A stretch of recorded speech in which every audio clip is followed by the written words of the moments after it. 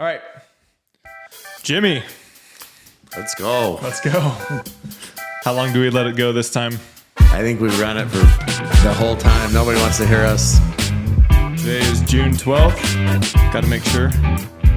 Yep. Monday, June 12th. All right, here we are. Thank you for joining us once again. We are here Monday, June 12th.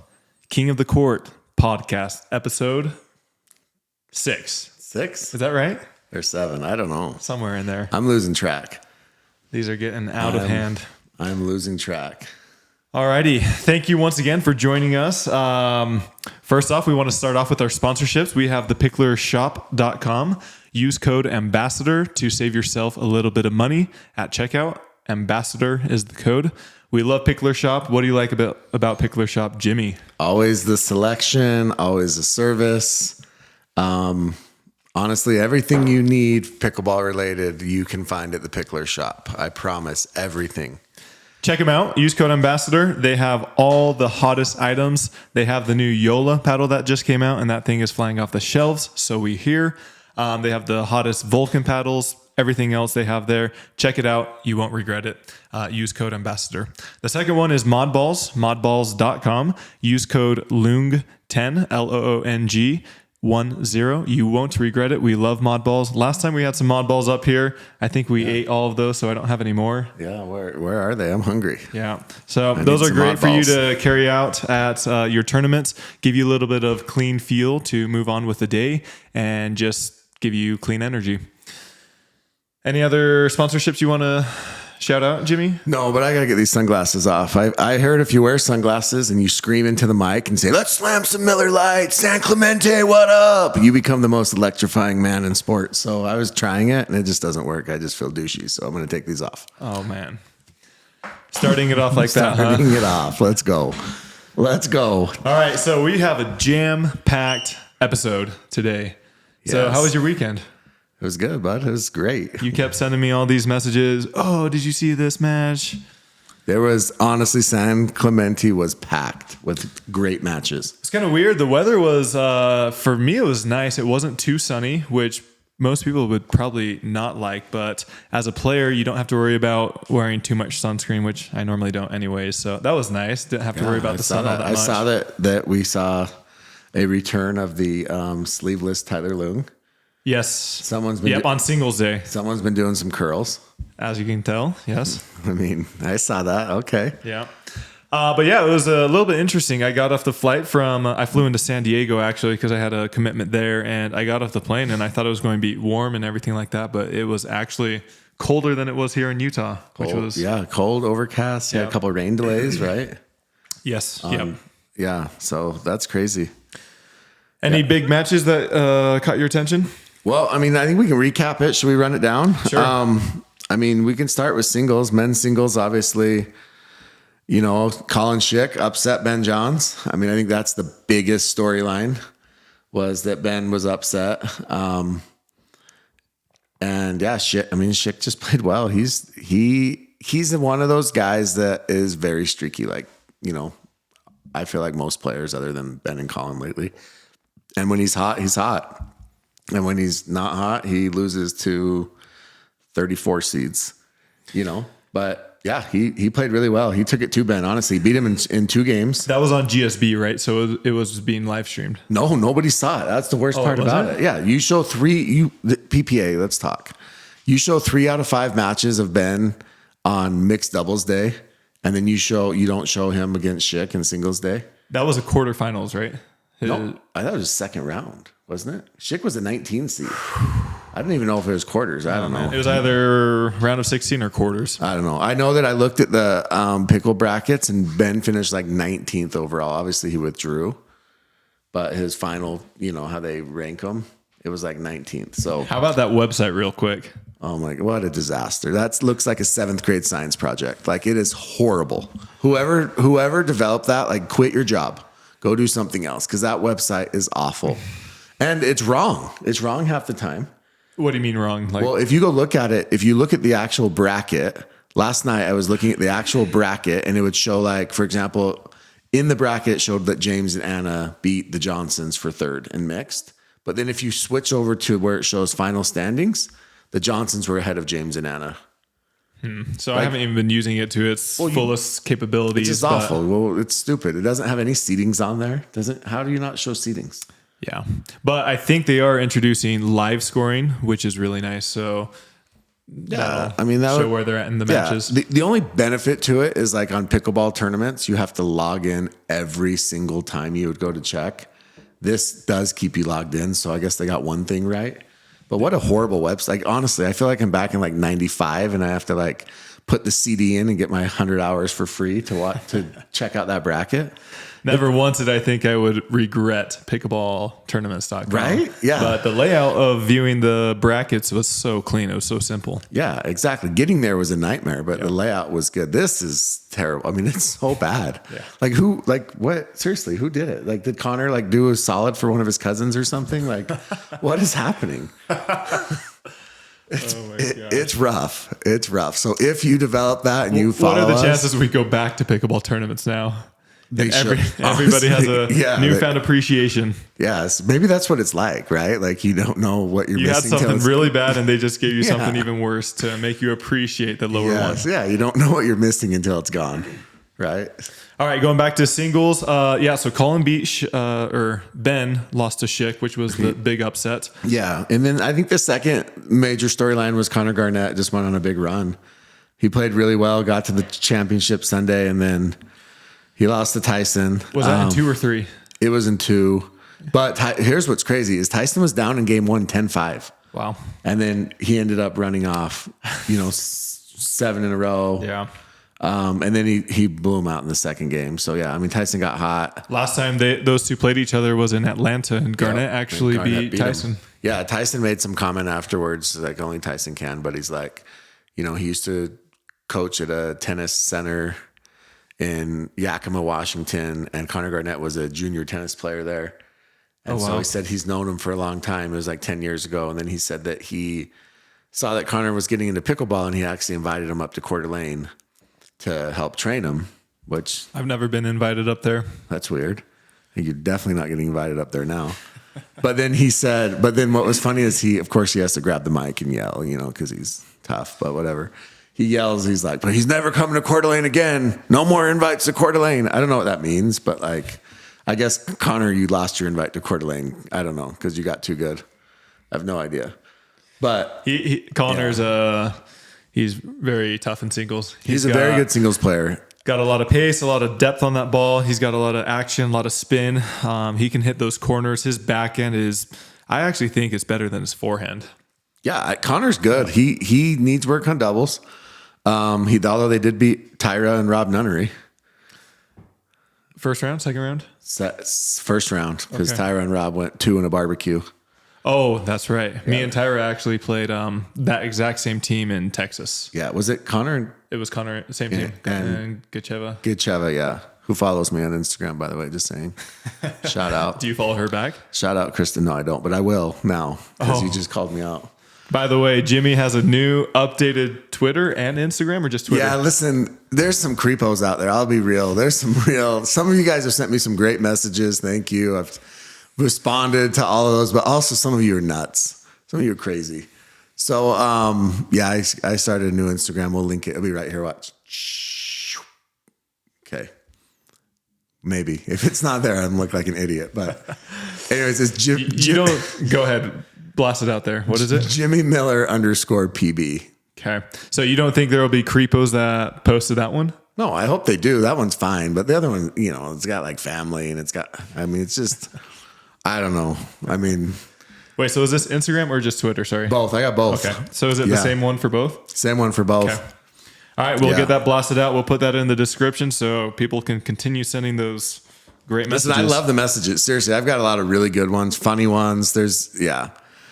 Like, for the most part, people are cool, but there are some weirdos out there, and I guess that goes with the territory. Okay, so, we're hopping around a lot. Let's keep going with the doubles. Yeah, so let's go men's doubles.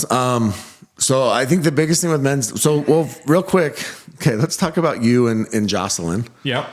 You and old Jay DeVilliers. When did he start going by Jocelyn? Jocelyn's his mom's name. I feel like if I was his mom, I would be hurt a little bit by that. Like, I named you after me, son. That's a total French thing to do, right? He's Named- French. named the after the flying Frenchman. Yeah, the flying Frenchman who hasn't been flying much lately, but he's named after his mother, and then he shortens it to Jay. I just feel like, I don't know, I feel like that would hurt my feelings if I was his mom. Yeah, we'll have to get her on the pod. So yeah, let's ask Jocelyn Senior, because he's a Jocelyn Junior technically then. Yeah.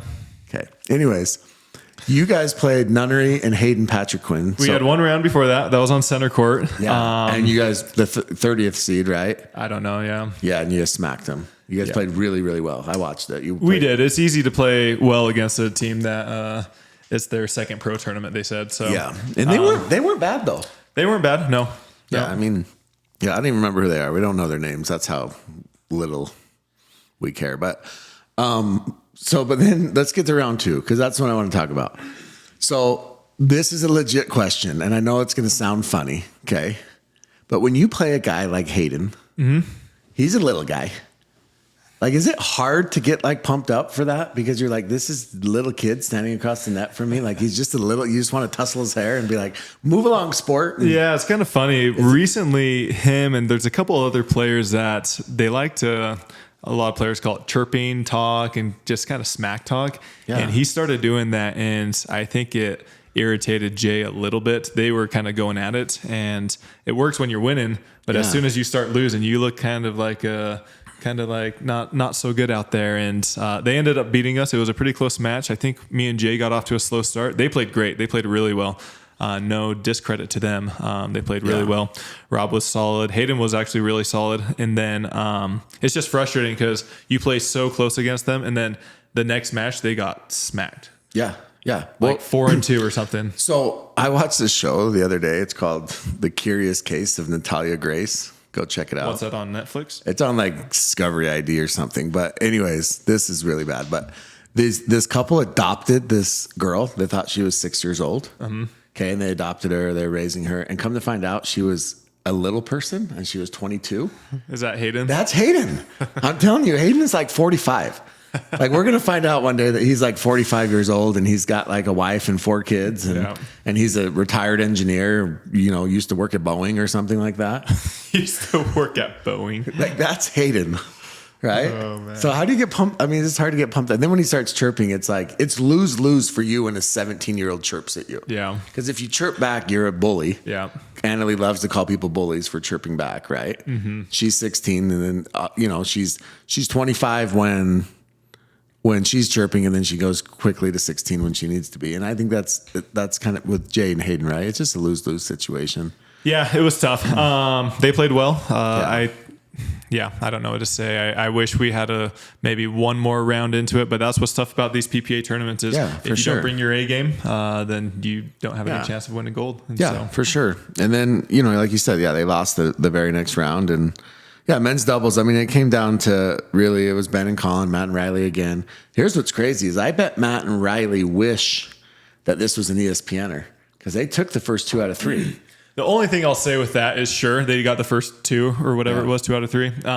But had the Johns had that information going in, they would have changed their. That could have changed the Well, outcome. did you see what happened? So they took 2 out of 3. And then the Johns brothers ran off 18 in a row and finished 22-1. I saw that. So 11-0, 11-1 were the last 2 games. It was almost like they're like, okay, enough. Yeah. Like, you guys got your entertainment. Let's go. Yeah. I mean, it was wild. They just kicked it into high gear and it was over. Yeah, a lot of people were saying that online, just say, had this been a 2 out of 3, then they would have won. Yes, that is true. However, the whole thinking and preparation would have changed. It would have been different. So it's hard to play the what if game in those situations. Yeah, for sure. And then, James and Tyson, who had a really poor semifinal match. I mean, absolutely embarrassing semifinal match. Did manage to pull out the bronze against Dylan and J-Dub, right? Was it Dylan and J-Dub? No. Yeah. Declan and Callan. Yeah, Declan and Callan. That's right, Declan and Callan. Which, speaking of Declan and Callan, talk about like contrasting styles. Even sizes. Right? Like Callan is, I mean, he's got to be one of the best dinkers on tour. Yeah, I think that's what Callan needs is somebody who's ultra aggressive, and that can be Declan. Yeah. And then you have Declan, who is just crazy aggressive, huge serve. And then there's Callan, whose serve, it looks like the 3-5 at the local YMCA, but It's effective. It works. Callan is just steady Eddie. Like he's so consistent. Yeah. They didn't show that, did they?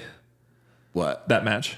No, I didn't see it. I had some friends that were there, and they said, I think Callan and Deckel were actually up like 8-6 in the third game, and I thought they were going to win it. And so I stopped talking to them, and then this person texted me back and said, of course, James and Tyson came back to win. Yeah, it's crazy. I mean, so moving on to mixed. I mean, it's the same thing. Does this get old? Does this ever get old for like you guys as pros? I know as fans, I think it gets old a little bit in the sense that it's the same. Like you love seeing like history and but because pickleball doesn't have any deep history, it's not like they're breaking records. They're just creating records. Yeah. And I don't think creating records is as exciting as breaking records.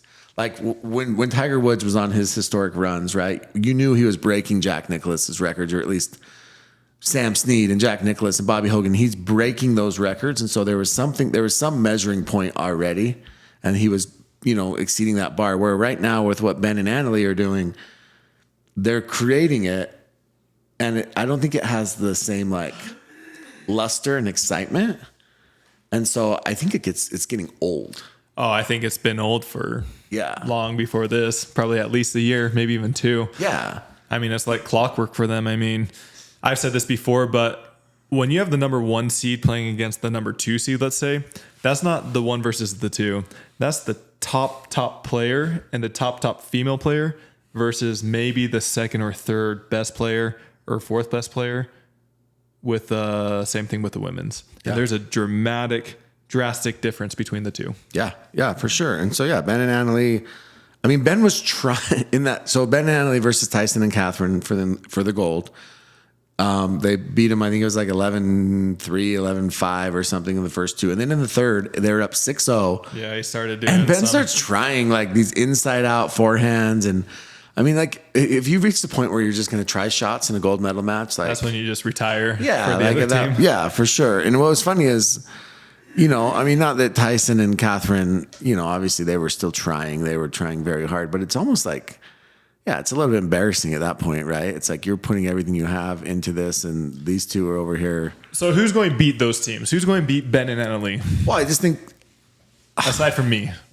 I mean, aside from you, me and Lee Waters, we took them to 3 games once. You did take them to 3 games. I don't know. I think so. The person who I think on the female side, who I think is closest to, I don't want to say, but beating Annalie, at least on the female side, is Leia. She's been very close in singles and was very close in women's doubles. Okay. Right. Took her to 3 both, had a chance to beat her in both. We'll talk about women's doubles in a minute. But who can Leia pair with that has a chance to beat them? I mean, is it Leia and Riley?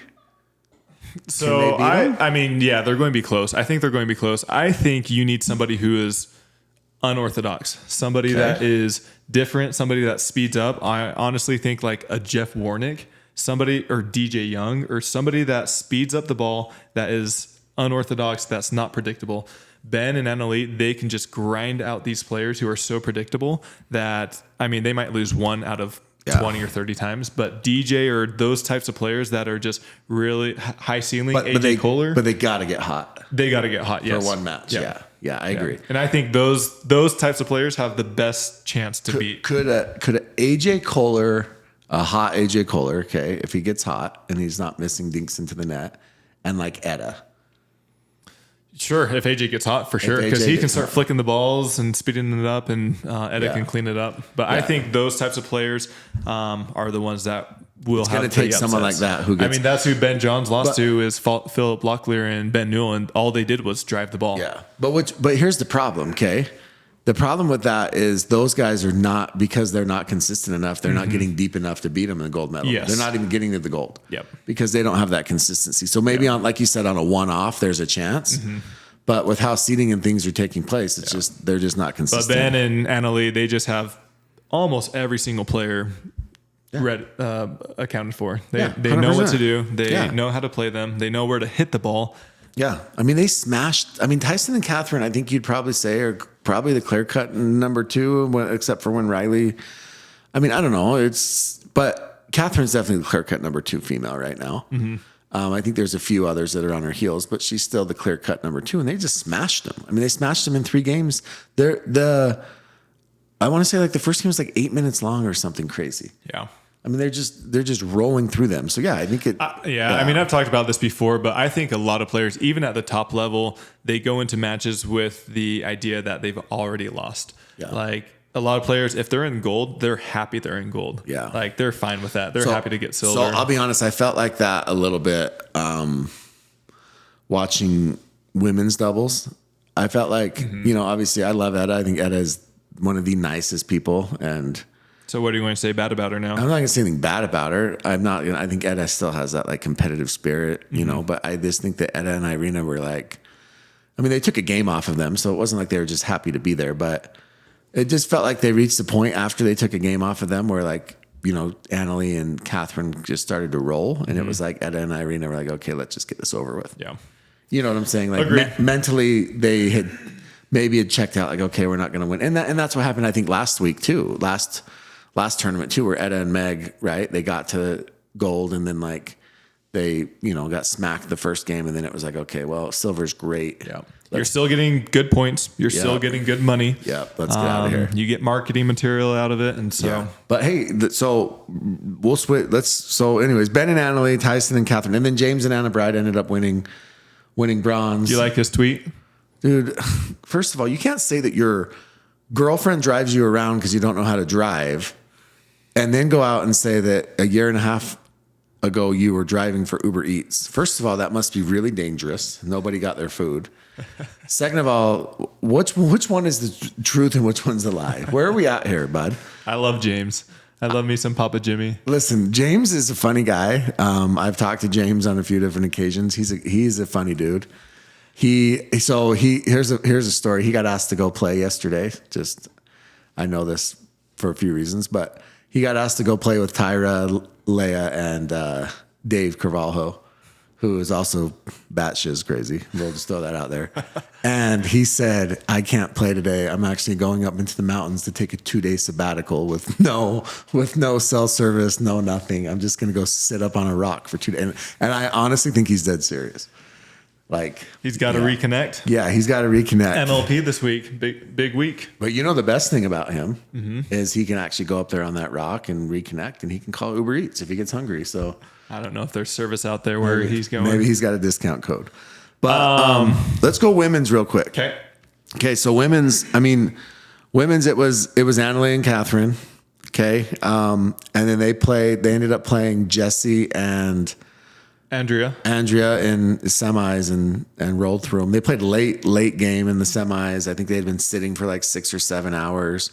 Honestly, nothing on the amateurs. Yeah, right. Yeah, we'll talk about that. Jessie, 34. She's moving like she's 64. Like, let's just call it what it is. Jessie is not moving very well. I know she's got like some cartilage issues. I know that's why she stopped playing tennis, and she's had all these health issues. But oh my god. She is painfully slow on the court right now. Do you know if anything's happened recently? Because she signed a deal with Vizzy Seltzer. Maybe that's what happened. Because I don't know. I mean, my thoughts, because she's been known to wear those massive ankle braces. Yeah. And I actually think that restricts your movement quite a bit and it prohibits your rehabilitation. And so I've always been against wearing that stuff unless it's like 100% necessary. Because it restricts your movement. It's funny that you say that because there's a physical therapist that I've talked to who actually plays pickleball. You know him. He's the second best Thai in the state of Utah. Okay. And he's not a huge fan, I've heard, of like taping ankles and things, because he says he thinks it actually weakens your joints. It weakens your ankles. I mean, if you have to do it, you have to do it. Yeah. But if you're wearing it 100% of the time, then maybe you got to work on actually strengthening those bones in that area. Yeah, for sure. But yes, she just is not moving very well. And like I said, maybe she's in pain, but her and Coop, good for them. They got to the semis and then they just got steamrolled. But let's go to the quarters really quick. So Annalie and Catherine. Your girls. Against Leia and Hurricane, okay? So before the match, Leia said that they were going to play a new style of pickleball, okay? She said... Drive. She said she is taking every third, and all Hurricane is going to do is literally crash and poach. And that was their goal. And they did it. And then that first game, they absolutely. And that's what I'm talking about. That style is unorthodox and Yep. people can't plan for it. And those are the types of people that might knock off those top teams. Yeah. Yeah. And they took game 1. And then game 2 was super close. They ended up losing game 2. And then game 3 was tough because I felt like the moment, I don't want to say the moment was too big for Tyra, but I think that Tyra maybe did a little bit of scoreboard watching where she looked up and was like, oh. Because they were up a little bit towards the end, like what, 8-6 or something? Yeah, it was 8-6. Yep. And I think she looked up and was like, you were there, right? You watched it live. I was there. I was cheering from a distance. Who were you cheering for? The match, Pickleball. Oh, okay. Pickleball won on that one. Yep. But I just felt like it got a little, I don't want to say too big, but it's just like, oh crap, I have a chance to knock off literally the number 1 team in the world right now. And they missed a couple of easier shots that they don't normally miss. I think Tyra missed a return, a couple balls into the net. But the one thing with them is that, yeah, like you said, I think that is the style that will knock them off, that will beat them. The other thing that everybody has said about Tyra is she doesn't play like a typical female in that she tries to take every single dink out of the air. Mm-hmm. And she tries to take them out of the air with her length. She's pretty tall, pretty long. Leia's, I mean, what's she, 5'11"? Around there, yeah, 5'10", yeah. I would say. And so they're trying to take balls out of the air, and they're literally attacking them and flicking them back. And Tyra's got she's got a crazy backhand. She's got a good forehand roll. So I think it'll be interesting. I mean, she's only been playing 3 months, and Leia tweeted out that Tyra, she's been longer than 3 months. She said her first pro turn was 3 months ago. So maybe she's been playing for a while, but 3 months pro. Anyways, 3 months sounds better. Yeah. I told you this. People love to say that they've been playing less than they are because it makes them sound better, right? Mm-hmm. You're the only one that owns that you've been playing for a decade. Yeah. Well, in the beginning, I was always on the shorter end. I would tell people shorter end, but now I'm like, I've been playing forever. It sounds better, right? Yeah. But Leia tweeted out after that match that her and Tyra she wants to play with Tyra for all of 2024. Mm-hmm. That'd be interesting. I think that'd be. I was talking to Leia before that. I was like, Tyra does great on the left. You need to put her on the left. Yeah. And Leia likes the right, and so I think that worked out well. Yeah. When Tyra plays the right, I don't think she's as comfortable, and so which is why she needs to play with the lefty and mixed. Boom, sealed. Because Tyra and Rob Nunnery were a disaster. They were terrible. They went 0-2. They went 0-2. Yeah, okay. They started at 9 a.m. and they were back to their hotel by 9:45. Tyra was still on the courts practicing. Yeah, of course she was, and Nunnery was busy starting rumors. But, anyways, moving on, let's go women's singles really quick. Same thing, Annalie, another triple crown. She beats Catherine. Anna Bright and Judith Castillo played for bronze, and Anna Bright withdrew. Okay. So, and then the backdraw queen is Tyra, another 5th place backdraw. You know, she's the backdraw queen. She loves to grind out those backdraws. So yeah, I mean, I just think that it's the same core group over and over and over again, and it's going to be. I'm curious what's going to happen for someone to break into that. You know. All right, I agree. Moving on. So, if you've been a part of any of the forums online from this past weekend, what's been the big takeaway? That the PPA does not know how to run an amateur tournament.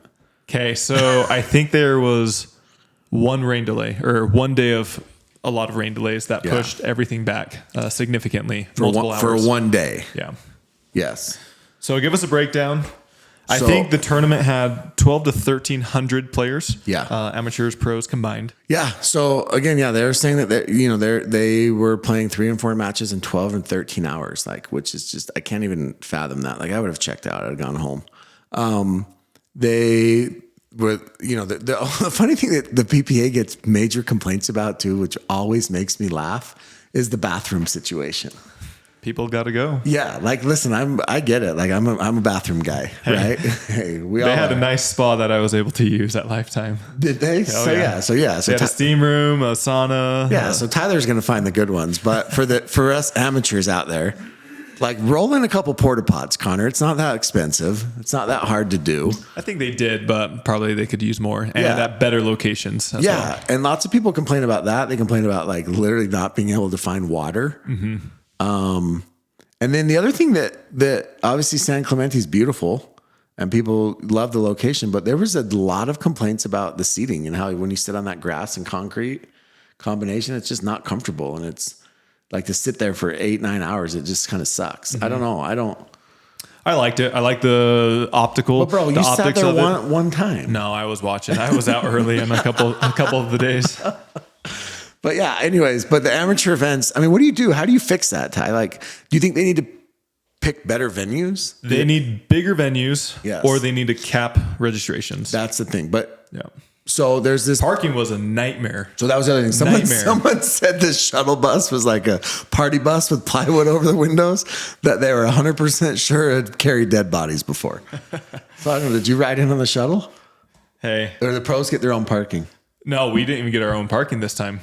Really? Yeah. Well, that's disappointing. I know. It was really disappointing. And so you had to drive that Dodge Charger right into Oh, that was an venue? awful rental. Tyler had a Dodge Charger as a rental.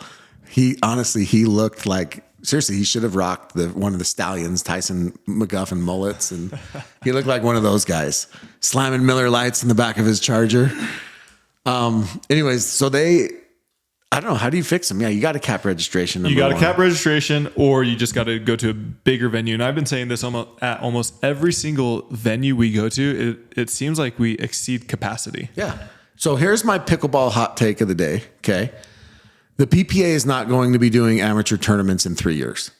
They're not going to host that. It's going to be a professional pickleball association only. They do not care about the amateurs. Not saying they don't. There's not as much money in it as people think. They're doing it because that brings people to the venue. It gets people to watch. But at some point, you're not seeing amateur tennis players playing tennis next to the pros. You're not seeing amateur golfers playing next to the pros. If they offered it, they probably would. Yeah, sure. But the PPA is going they're reverse engineering this, going backwards. So I think that what's going to happen is in 3 years, it's just going to be a spectator sport. Professional is going to... You think 3 years? That seems a little bit long. I would maybe think. Maybe less. Maybe sooner. Yeah, maybe sooner. But it's going to be a spectator sport. And you're going to pay just for tickets. And you're going to go watch. And that's all it is. You're not going to be able to play.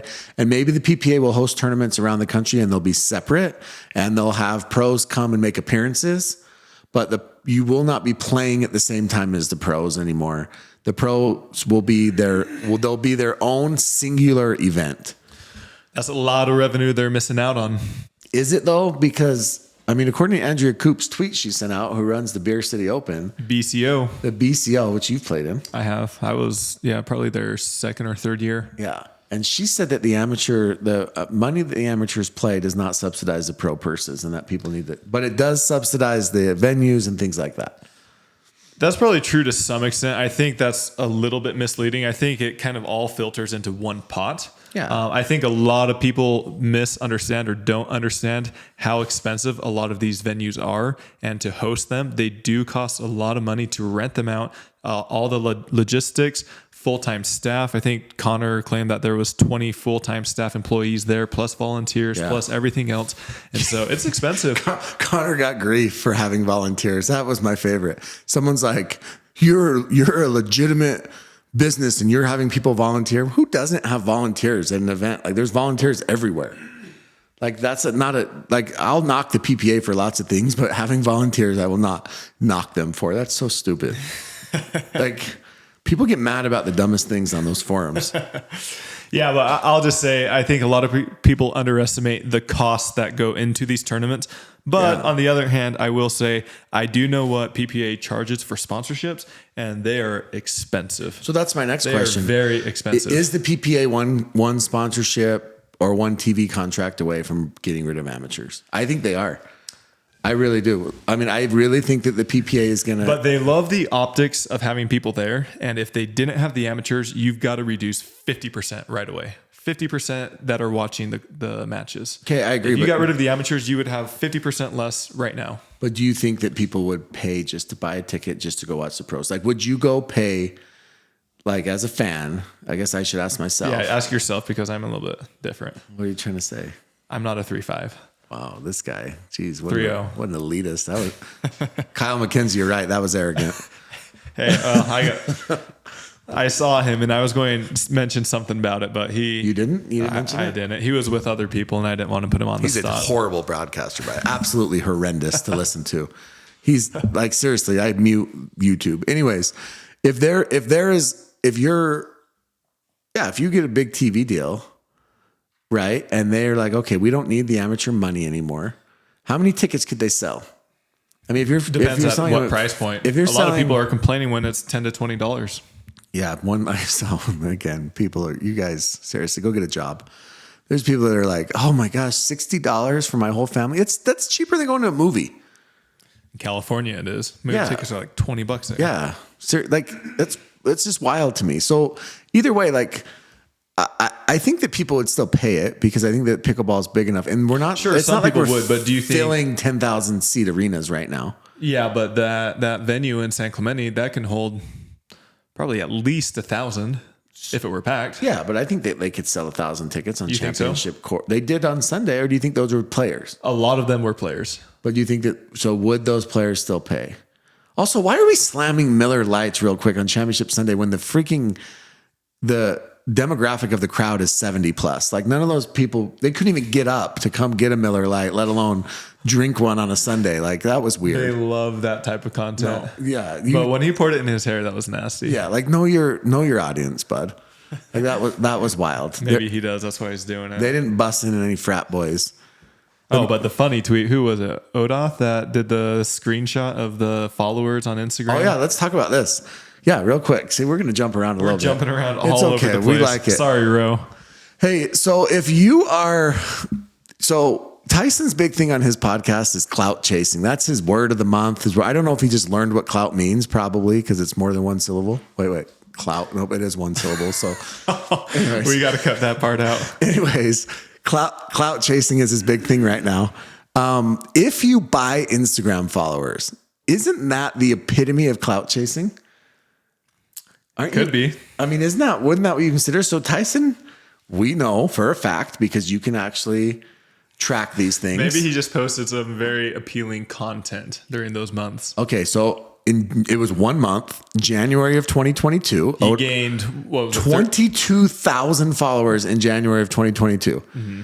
Now, I went back because, I'm a fact checker and I wanted to see what he posted. Did he post something? I don't know, is there an video of Meg? Did he post something during that thing that was going to spike his follow? No, he posted nothing. Literally didn't post a single thing during January of 2022. And he jumped 22,000 followers. So guess what? He bought his followers, right or wrong, I don't know. In my opinion, though, I think that if you're buying followers, you are clout chasing. That's exactly what you're doing. Right? Have you ever bought followers, Tyler? I have never bought a single follower. I should though. Not. Yeah, you should. I mean, yeah, and I'll be honest. There's a couple other pros that are clearly buying followers too. Yeah, but I don't know. I mean, I guess it's some people, they want to look, like you said, the more followers you have, the more sponsorships you can get. I get it. It's all about making money, and you gotta. I'm not gonna knock your hustle, but if you complain about other people. Yeah, you can't. This is the problem. This is why he's so hypocritical to me, okay? You can't go on and you can't say, one, you're clout chasing and I'm so tired of clout chasers, and then you're buying followers. Number two, you can't go and say, we need better camaraderie among players. And then did you hear his post-game interview? I didn't. So after he played Christian in singles. Who? Oh, Christian Alshon? Yeah, we don't need to say his last name. Your favorite guy? Well, I just don't want the FBI interviewing me or whatever when he gets in trouble. I don't want anything to do with that guy. So after he played him in singles, he made this comment. He said, well, he's from Delray Beach and everybody from Delray Beach seems to be getting better in a hurry, if you know what I mean. So essentially saying they're using PEDs, right? And I mean, there are a lot of players in Delray Beach, right? I mean, that's where James Ignatowicz is from, which is weird since that's Tyson's partner, or where he's playing at. Anna Bright's down there. Hurricane plays with them. Annalie plays with them. Yeah, they got a good crew. They have a really good crew down there. But so we need better camaraderie. We need less trash talk. But all of you are on steroids. Like what in the world? Like this dude talks out of both sides of his mouth. Like it's wild to me. Yeah. Like decide, are you going to be the hero or are you going to be the villain? Just pick a side and own it. Why not be both? Well, you can't be both, right? This is real life. He just needs to pick a side and own it. And it's like, I don't know, if you're going to be everybody's best friend, like he's saying on his podcast, then be everybody's best friend and support people and send texts like he did to you and be like, oh, I love your pod. But then, of course, he turns around and tells other people things about something different. Something different, exactly. Put it nicely. To put it nicely, exactly. Yeah. So it's I don't want to have to edit this one again. Yeah. Anyways, something different. So it's just like, just decide who you're going to be and be that person. Like, it doesn't matter. Yeah, there's a lot of two-faced people, and I mean, it's frustrating. Like, for example, Kyle McKenzie, and when he made that arrogant comment, I think he was more so joking, just kind of off. He just rattled it off. But I did want to say something to him, just make a little joke about it, but I didn't because he was in front of people. And there's a lot of other people like that say, oh, this person makes bad line calls, or this person is annoying, or something like that. But then I see them literally interacting with those exact same people they're talking about. It's like, if you're going to say that, don't talk to them, or don't say that in the first place. Yeah, exactly. I mean, it's just weird. I mean, yeah, I don't know. It's wild. The best part about pickleball and one of the worst parts are the personalities. Speaking of that, so there was a women's backdraw match. We're going to bring this up really quick with Leia and Hurricane versus Jilly B, your favorite person. I heard a few highlights from that and match. Sarah Ansberry. And I guess, okay, so just to put it lightly, I mean, it was not streamed or anything, so this is secondhand info, but we've received this from several people. I guess there was some weird antics between Jillian Braverman and Sarah Ansberry where they like weren't even being professional, and they were like yelling and jumping around and just being kind of clowns on the court. And it just made it like seem like it was more of a rec league amateur match instead of an actual, fifth place backdraw match in a professional tournament. And I know that kind of started to irritate Leia and Tyra a little bit. And so at one point, I guess Leia basically told Jill, "You're crazy, like you're psycho." Leia told Jill that? Yeah, Leia, or she just told her she's being unprofessional. She just said, "You're psycho, like you need to chill." Yeah. And Jill fires back and says, "Well, at least I can get help for that." Kind of funny, but clearly she hasn't yet because she is still psycho. So go see your therapist, Jill. And then I guess they started chirping back and forth. I heard that Jill said that to Leia first. Okay, maybe. I mean, either way, I mean, it wouldn't shock me. Jill's nuts. But anyways, at the end of the match is the best part. At the end of the match, Leia basically said, "This is why nobody likes you. You're basically effing crazy." Yeah, I heard that as well. And yeah, I mean, it's like, anyways, I'm sorry, but I'm here for all the tea. I'm here for the drama. I wish I could have been there in person. Yeah, that would have been a fun one, right? Like, I think that next PPA, like, we should just go through and be like, oh, these guys don't like each other. Let's go watch that match. These guys don't like each other. Like, Connor needs to let me do the freaking live stream schedule. Or how about the draws? Or the draws, yes. Let me set these up because it'd be totally random. You have like Ben and Annalie playing Tyson and Catherine for the gold, and all of a sudden all their live streaming is a backdraw match between Leia and Jillian Braverman, because that's going to be way more exciting and way more, anyways, it's just crazy. Like, there's just a lot going on.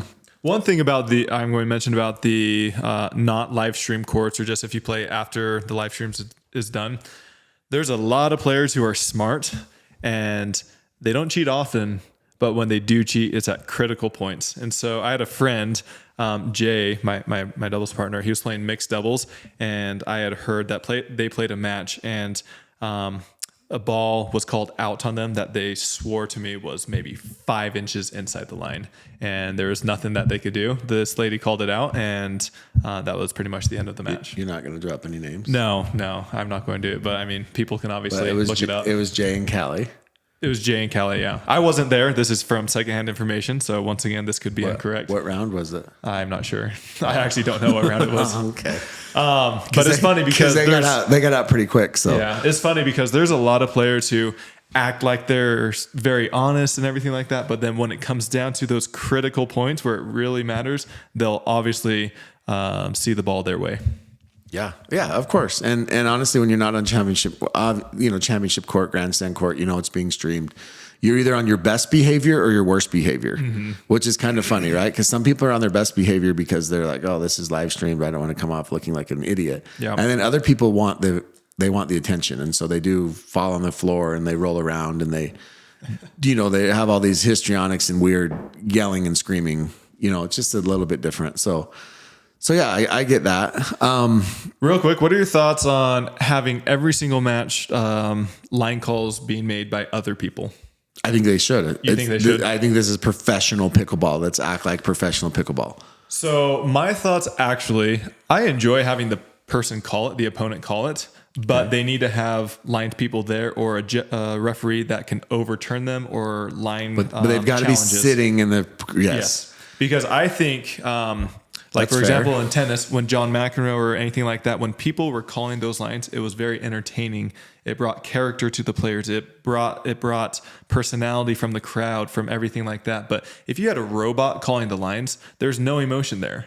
Yeah. And same with NBA refs. When NBA refs call games, there's emotion. They see it one way versus a robot saying this is 100% always the way it's going to be. Well, have you seen like some of the stats from like where NBA refs will call certain teams games? Mm-hmm. And it's like the Celtics and the Heat, it was like the Celtics were like 71-0 and Scott Foster was calling their games. Like, doesn't he play pickleball?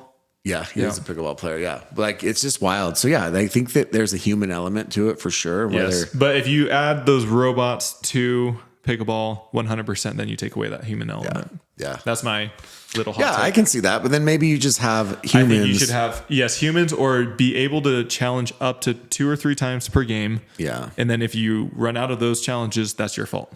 Yeah, I mean that's fine. I'm okay with the human element. I just feel like,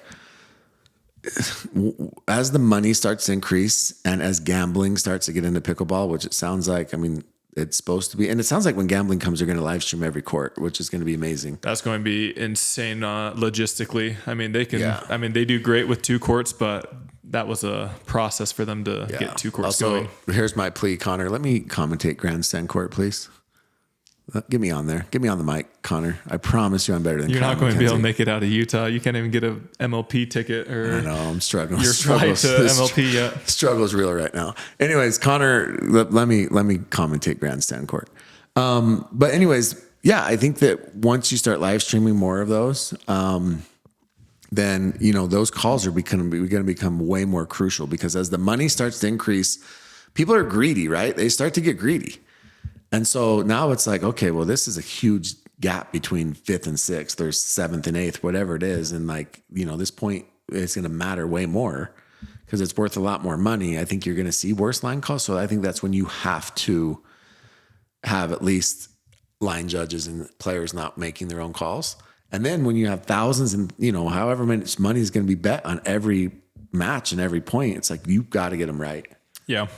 So yeah, I think it'll be interesting, but I'm excited for it. I'm excited to see where pickleball is going with that.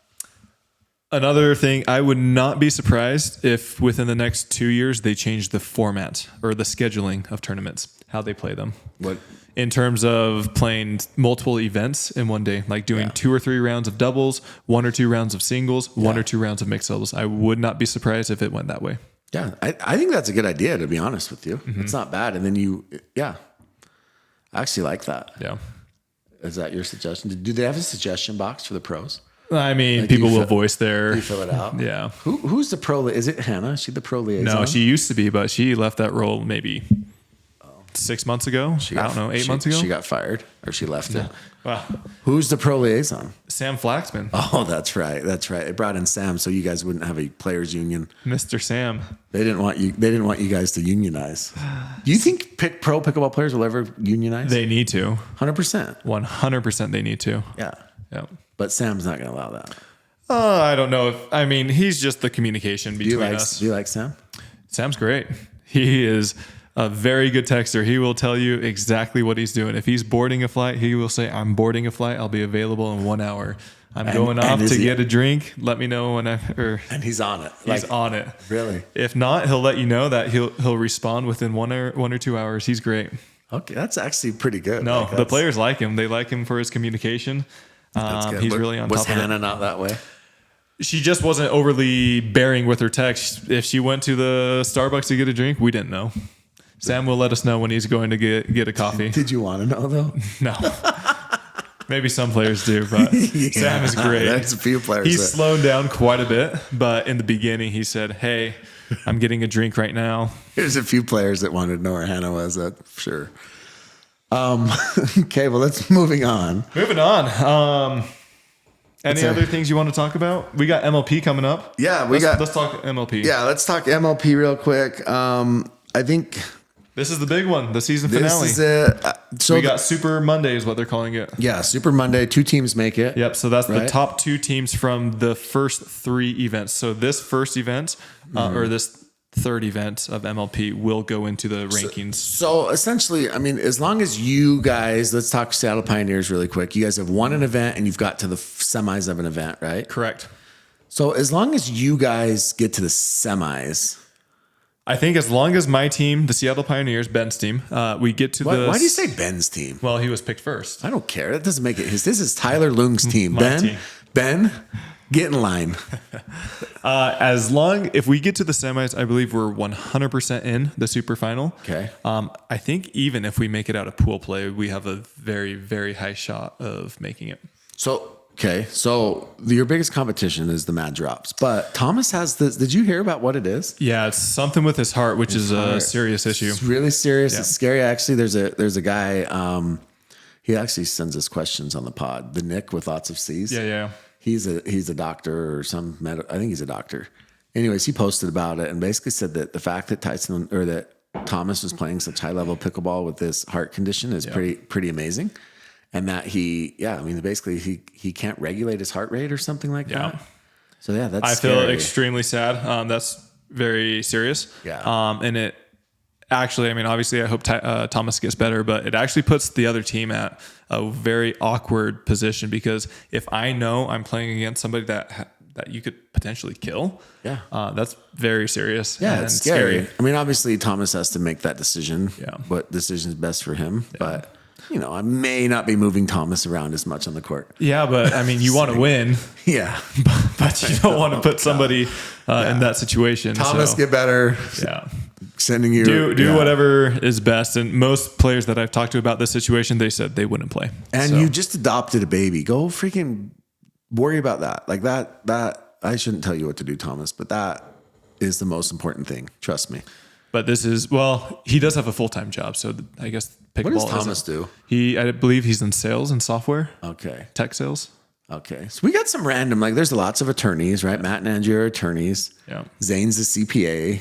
Former. Was a CPA, and then he went full-time pickleball, and he married a Miss Wisconsin or something. Are they married or? I don't know. I think they're engaged. Maybe they got married. She's taller than him. That's all I know.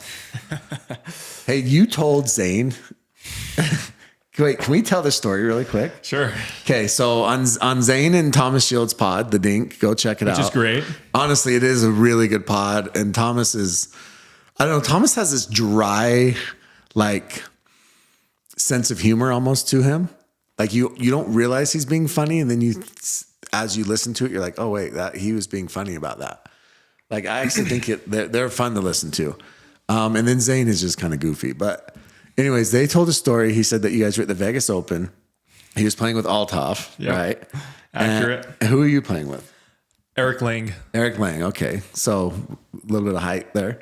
A little bit of height, yeah. And so he said that they were down pretty big, like 14. So he's recalling it a little bit different. I actually thought they were up most of the time. Okay. But I don't know. Way. Yeah. He said that essentially him and Althoff started just every point getting fired up. Mm-hmm. And they were just getting pumped and they were getting louder and louder and louder. And basically at the end of the match, they ran up to it. They beat you guys in a close match. Yeah. Zane said it was 1917. It was close. Yeah. And they ran up and they chest bumped. Yeah. And you were a little irritated by that. Mm-hmm. And what did you say, Tyler? I said, you guys should kiss. Yeah. He said, now are you guys going to kiss? Yeah. And Zane said that at first he was really bothered by that and he was annoyed. And then he told me to F off. Yeah, see? And then he said, now looking back, however many years later, that was a really funny comment. Yeah. And he laughs about it. And he shared it on his podcast. No, it was great. I'd love to have a follow-up conversation with him. But I just remember, Althoff is known for this. This is why people love him. He's very energetic. He uses his body, his full-on hip thrust. He's thrusting. He uses his hands. He's standing there and shaking his hands like this. And I just remember at the end of the match, I'm dead. I don't know. Maybe this was the first time Althoff had beaten me. I don't know. It was a close match. And anyways, Althoff was just screaming, just going 12 out of 10 on every point, just using his hands, his hips. Love They ended up winning the point. It was a close point. And Althoff stands there and just starts hip thrusting and shaking his hands. And I think Zane like went up to him and like hugged him. And they were hugging for like 3 to 5 seconds. And then that's when I said it. Love it. Yeah. Well, yeah, Zane obviously still remembers because he talked about it. No, it was great. I mean, I love Althoff. He's actually a really nice guy, but when he gets on the court, a lot of people don't like that. Yeah, he for screams sure. like that after every single point. That's so funny. I love it. Yeah. Anyways, moving back to MLP. Zane's team, by the way. So Hey Shay, who people know is a big time YouTube commenter. Hey Shay is a California Black Bears super fan, and Brooklyn Aces. And Zane Do you know their identities? Nobody knows their identities. No, she's a 67-year-old Canadian woman, allegedly. Anyways, Zane called her, this is really funny to me. Zane called her a troll. Okay. Basically said that she was a troll. She was an online troll. And he was like lighting her up. And her comment back to Zane was, let me know when you win an MLP match. Because Zane has not won a match. Right? I think they've won one match individually, but not as a team. But not as a team, yeah. And honestly, Zane had no comeback for that. Well, I think he's won MLP before, but in a different season. Yeah, well, the season that nobody played in. The season that they got in a fight and Steve Kuhn and Connor couldn't come to terms. And so MLP was no different than Tuesday night pickleball at the Orchard. Yeah, it was, yeah. Anyway, so that team that Zane's on, my mind just went blank. Clean Cloth, or they changed the name. Pandas now. Yeah. Frisco Pandas, they have not won. So even if they win this event, they can't get there, right? No. I think there's few probably teams that are 4 to 5 eliminated. teams that have a legitimate shot of making it to Super Monday. So you guys, the fives. Us, Mad Drops, Hustlers. Black Bears, Okay. which somebody told me they changed their name to Denver. They're based out of Denver now. Everyone's just switching their They're not team California Black Bears No, anymore? because apparently there was too many California teams.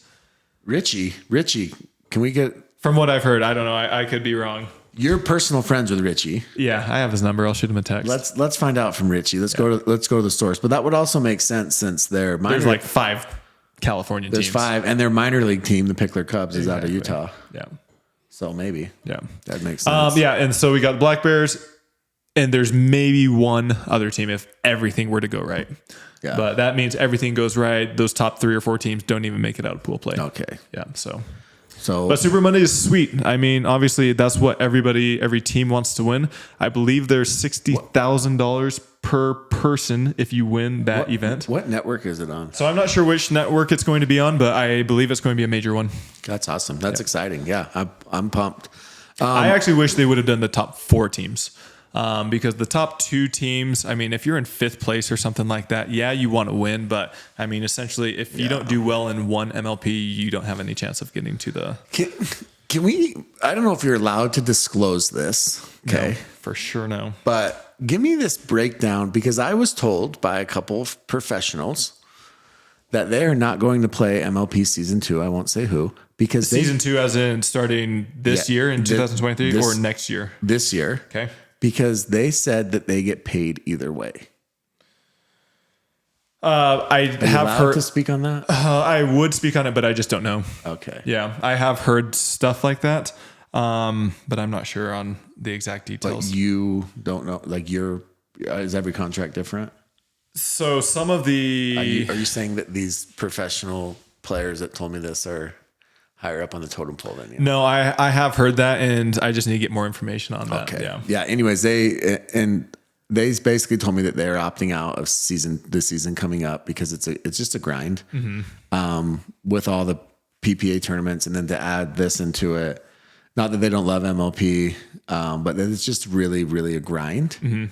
And they just needed some time off, but that they also get paid either way, so it makes it an easier decision. The thing with MLP is it's fun for spectators. It's fun for most players because you're on teams, and for a lot of players like me, I feel like I've really struggled in the past, my entire pickleball career, getting a solid top partner. Yeah. And so you get to mix it up. Because you roll your eyes. Exactly. I roll my eyes, I drop my shoulders, I look down, everything like that. Makes sense. And so for MLP is like you're mixing things up, but if you're on a bad team, then it's not fun to lose every single time. And so you look at Zane and Matt's team, they haven't won, and I can tell you for a fact they have not been enjoying it. No. Well, also, it doesn't seem like they enjoy each other. Right? I think they get along. I mean, I think Matt gets along with everybody to a certain extent just because it seems like he's a fun guy. He's a chirper too, obviously. Matt is a fun guy. You don't hear that too often. He just seems like he's like, I don't know.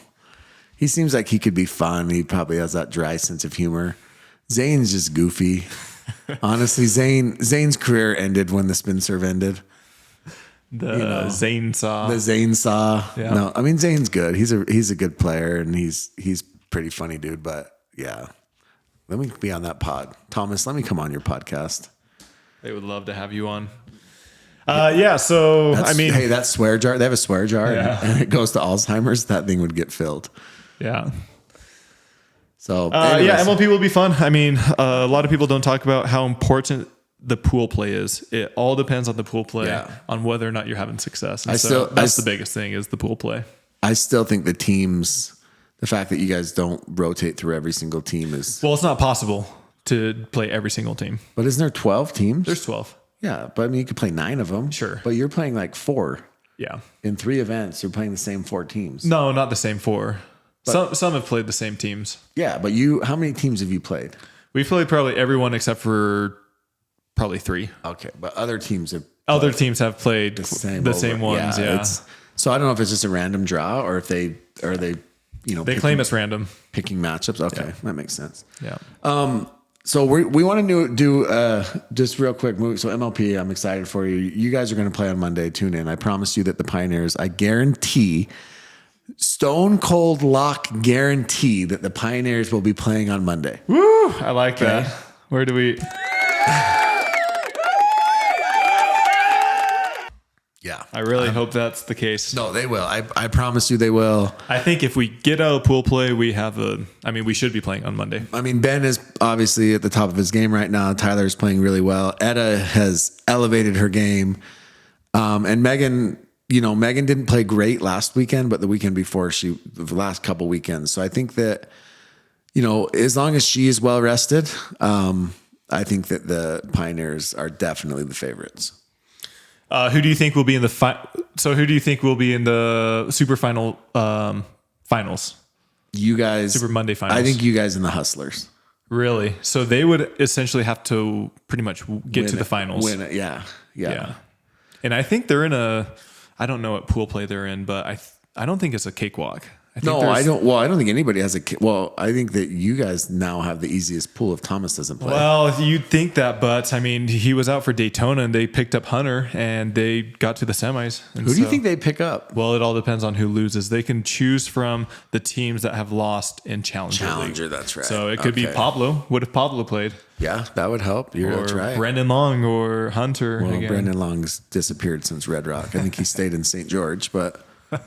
He's out there hiking. He's playing World of Warcraft. Drawing more pictures. Yeah, playing World of Warcraft and drawing pictures. But yeah, that's true. But who I think, obviously I'm a fan, but I think that like if Brooklyn goes out early, I think, Tyra's going to be if there's any females that need replacement. I think, sure. But we're talking about Thomas right now. I know. I'm just saying. You want to pick Tyra for Thomas? No, sorry, Tyra. But well, it's not possible. But also, Pablo's not going to. No, they're not. But there's players similar to him. It's going to be like a Hunter Johnson or I don't even know. Yeah, but sometimes those players could elevate to that next level. Sometimes. They can for one tournament. Yeah. And then we never hear from them again. And there's a huge list of those players, unfortunately. Yeah. And it sucks because you're like, oh, is this guy the next big thing? And then they disappear. I mean, the Brendan Longs, the Chuck Taylors, there's a long list of them. Yeah.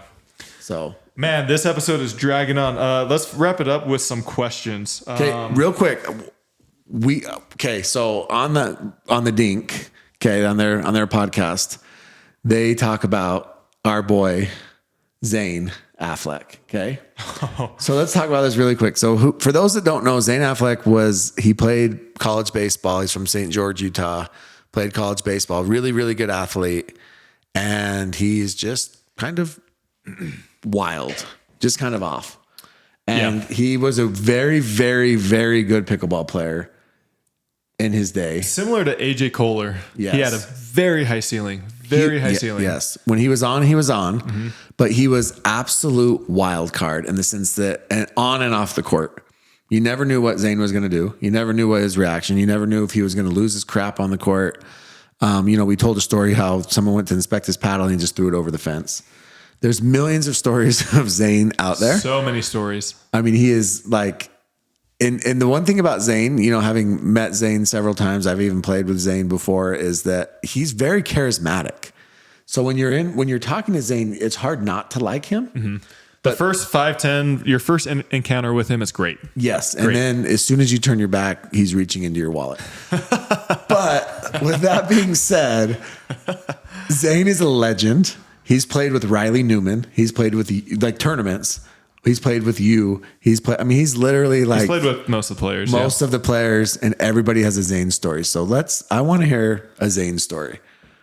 There's two. I can't think of one off the top of my head. I've played with him. I probably know him better you played with than him. most other players. I played with him for a solid year or so. There's so many that are coming to me right now. One of them is he was notorious for double booking tournaments or double booking and then choosing the better player or something like that he wanted to play with. Right. And he was always hard to get a straight answer out of. He'd always tell you literally last minute. He would never want to tell you no. So if any random person went up to him and said, "Hey, do you want to play?" He would tell you yes, because he wouldn't want to tell you no to your face or anything like that. And then he'd come up with some random excuse. "Oh, I'm not going to be able to be there at this tournament."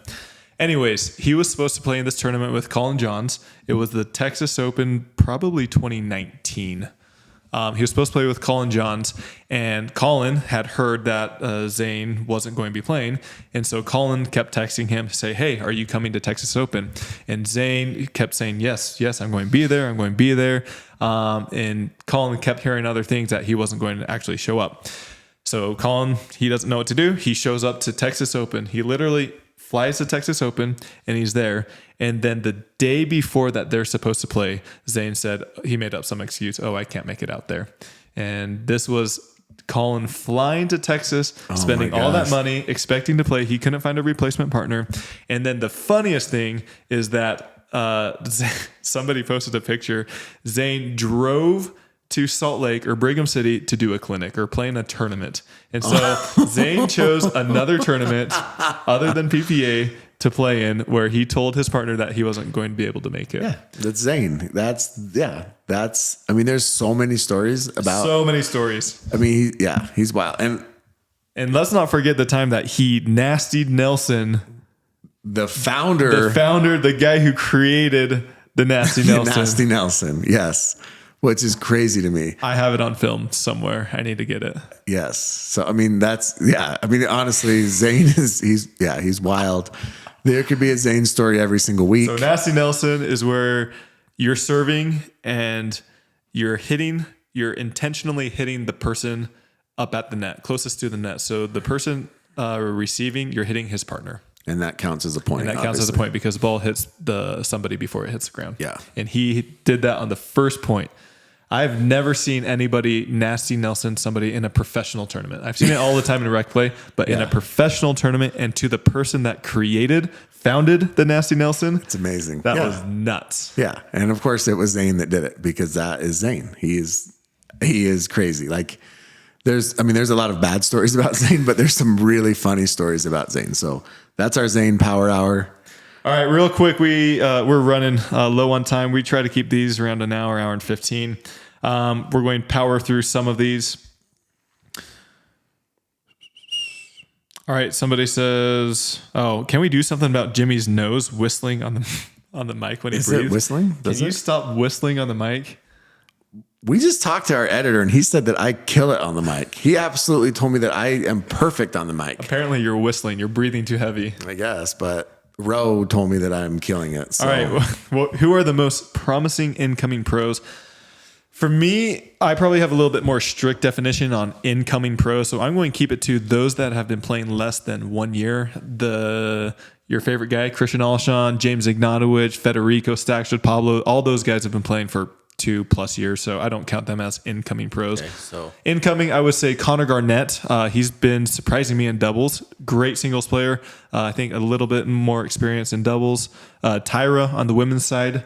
There's a lot of females. Vivian Glossman. yeah, you're playing T.O. Are you playing with her? Yeah, I'm playing 1 or 2 tournaments with her. TOC? I think so. I need to check with her. Oh, maybe Vivian. You just found out. Who else is there?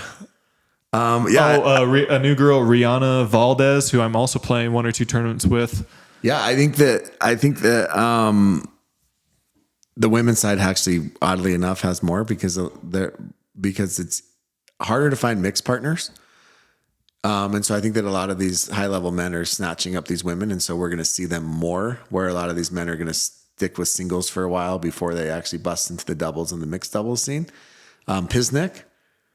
Yes. Yep. She was a very high level tennis player. Tammy Emrich. And her husband. I'm forgetting his name. The Emriches. We'll just call them Emriches. Yeah. Yeah. So I think that those are some names to look out for that I think are going to be pretty good. Yeah. But it's fun. I love seeing the diversity. I love seeing new faces out there. Yeah. It's fun. It's more competitive. Also, shout out to our girl, even though it's been over a year and she's been playing for a while. But Etta has climbed the ranks in a hurry. Yeah. I think you get her paired with the right partner. She does extremely well. Because I've also seen her play with other people that they don't do well, and they go 0-2, 1-2. Etta, if you're watching this, which I know that you are because you're a big fan of me, no Colin Johns. Okay. He's terrible at mixed. Okay. Let's get rid of the AJs. Let's start paring down these partners. Me and her did great. We did 5th place in Minnesota. We beat some good teams there. Yeah, you and Etta should play together. I mean, you can practice together. Why not? Mm-hmm. How do you defend against an aggressive cross-court dink? What do you think, Jimmy? They want to hear your 3.5. My 3.5 is, I mean, I guess I'm confused by that. I guess if there's someone's aggressively cross-court dinking me, then, I mean, I'm just dinking back, but I'm trying to move them. The whole point of it is to move them. I don't want people to be comfortable when we're dinking. Mm-hmm. So I think that there's patterns to dinking. I don't think people realize it, but you need to have a pattern. Yeah, kind of hard to answer. A lot of these, obviously, it's best or just lob to that back corner. Be on a court. I would say if it's an aggressive cross-court dink, most likely it's going to be landing a little bit closer to the kitchen line because it's going to have pace and spin. You should be taking those out of the air. Take as many balls out of the air as possible and just go back cross-court. If you try to go down the line with an aggressive cross-court dink, chances are you're going to be popping it up. This person said, please keep anonymous, which we will honor that. How do you pull it together when it's not your day? Oh, interesting. That's an interesting one to stay anonymous. I know. I feel like that's not that bad, but they said anonymous, please. Yes. That's tough. I think as a professional, you need to answer that because I can't pull it together. That's why I am who I am. Every pro is going to have bad days. Michael Jordan, everyone has bad days, and it's what you do in those situations that is going to define who you are. And so a lot of experience, a lot of practice, staying motivated and positive. Everyone's going to have bad days, but you got to fight through those and just go back to the basics. I always tell my students and people, give yourself margin of error. So if you're missing by 1 or 2 feet, bring that in. It's simple. Bring it in 1 or 2 feet. And then as you start building more confidence, then you can start going closer to the lines. But yeah, everyone's going to have bad days. It's just how you deal with that. And I would just make sure you're keeping it safe. And just to add to that, I think one of the reasons we play sports is for those moments, right? Exactly. Like, I mean, I think that the bad obviously makes the good so much better. And so I think that's why we all love sports and we love competition is, if every single day was good and everything was, it wouldn't be as much fun. Exactly. I mean, Ben John's winning every single tournament. Is it fun to watch him win every single tournament? Yeah. Is it going to be fun when you play 100% every single day? Maybe. Yeah. I mean, I think Ben has a lot of fun, unfortunately, but Ben, I don't know. Let's just hope Ben brings it for MLP. That's not the one tournament that he decides to not. In terms of prestige, it might not be, but in terms of prize money, MLP is by far the biggest event to date. Ben's about to buy another Tesla. All right, Alex Pickleball, Alex Hamner. She said, do you skip leg day or what? Oh. She's just jealous of my legs. Alex. All right, somebody asked favorite breakfast food. I really don't do breakfast. Smoothies are great. Ice cream and pizza for Tyler. There you go. Mod balls are great. Use our code LOONG10, LOONG, Okay. 10. That was smooth. For Jimmy, who in PPA do you think you could take in a fight? You can answer too, Tyler. Connor Pardo? Who couldn't I take in a fight? If it lasts... Tyson McGuffin? Oh, I'd smash Tyson. If it lasts... AJ Kohler. Deckelbar, he'd light you up. No. Deckel? Really? He's taller than you. That doesn't matter. Listen, if it would last 30 seconds or less, I can take anybody. If it goes longer than 30 seconds, then I might have to tap out. Oreos or Chips Ahoy? Tyler, that's the easiest question you've ever had. Chips Ahoy. No. Chewy, maybe. Chewy Chips Ahoy, maybe. No, those are nasty. What? The crispy, dry ones are What? good. Oh my you eat 2 or God. 3 of those, they start to hit the spot. What? Yes. Nobody but... Okay. Let us know in the comments, Oreos or Chips Ahoy. Moving on. Have y'all ever thought of bringing guests on the podcast through Zoom or something? Yes, we have. I actually just ordered another one of these. And so we're going to start doing more live in-person interviews. And then also Tyra's been begging to come on to this. Leo wants to. And I just we have want a you couple guys to others. know that right after MLP, Leia said that she'll come on the pod and she's going to spit straight fire, but she's got to wait till MLP's over for obvious reasons. I wonder why. And once it's over, get ready. I'm going to a tournament next weekend. Can you ask Jimmy what I should pack? Yeah, see? Tell him what to pack. They want to know. Tell him what to pack. Listen, when I show up to tournaments, I think it looks better when I show up with just my paddle. That's it. Because then I walk on the court, they're like, this guy, he doesn't have a bag, he doesn't have anything. And then you go and smash people. That's the best part. Try and look as homeless as possible with just the paddle. And then go smash people. I promise. It makes you feel, you don't have to have all the fancy things, but make sure it's a Vulcan paddle. Who's your least favorite person to team with? Well, who is that? Jilly B? You know, normally you don't partner with people that you don't like. So I'm sure there's others out there that I would not enjoy partnering with. Listen, you're so safe. Who have you teamed with it? You were like, you know what, that didn't work. You don't have to, not that there's anything negative. I mean, obviously Jill, it didn't work out, but I mean, even her, it was Is there any male partners you're like, it just didn't work out? I think I'm in a unique situation because I've been playing pro for quite a while. And so most of the other pros, they respect me to some degree. They treat me as somewhat of an equal. And so they trust that I can hit shots and everything like that. But I've heard a lot of people who have partners who they are on them every single point. Like we know AJ and Jesse should not partner together ever again. Yeah, but I mean, I'm talking about even worse than that. Really? Yeah. Like just bad? Yeah. Who would you, like there's nobody you would never partner with again? Austin Reed. Oh, 100%. Yeah. 100%.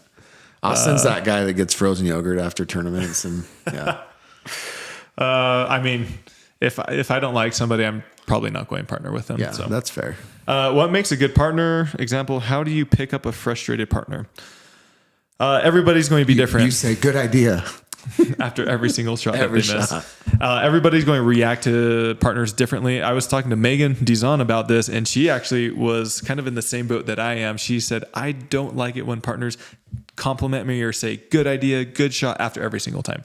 Every once in a while, it's fine. But if they're doing that every single time, that's actually more of a distraction in my opinion. And that's what she said as well.